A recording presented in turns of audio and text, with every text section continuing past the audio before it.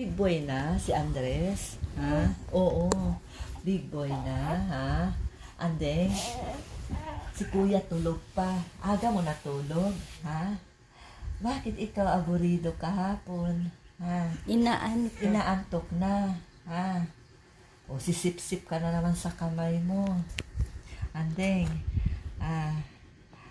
bakit nagtakmol-takmol yan? Siguro makati yung gilagid nito. Baka magngipin ka. Uy, aga-aga magngipin. Andeng. Oh, Andeng.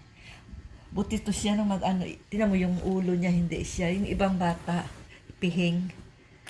Tabingi. Tabingi, hindi mag-ikot-ikot. Alam mo, oh. Bakit? Bakit yan sige ikot ang ulo, ha? Andeng. Andeng. Andeng. Oh, ayan na naman. Ang likot-likot mo. Ang likot-likot mo. Malikot. Ay, naku, inubo na. Inubo sa tuwa. Ha? Inubo ka sa tuwa. Oo, inubo sa tuwa. Gusto niya kasi to, laging kausap eh.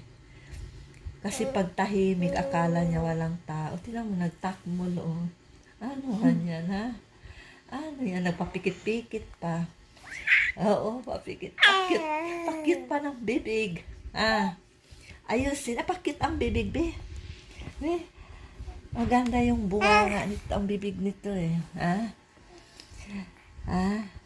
Pogi ikaw. Mas pogi ka pa kay kuya. Oo, magalit si kuya. Pag sinabi, mas pogi ka pa. Oh, gusto ni kuya, pareho daw kayo pogi.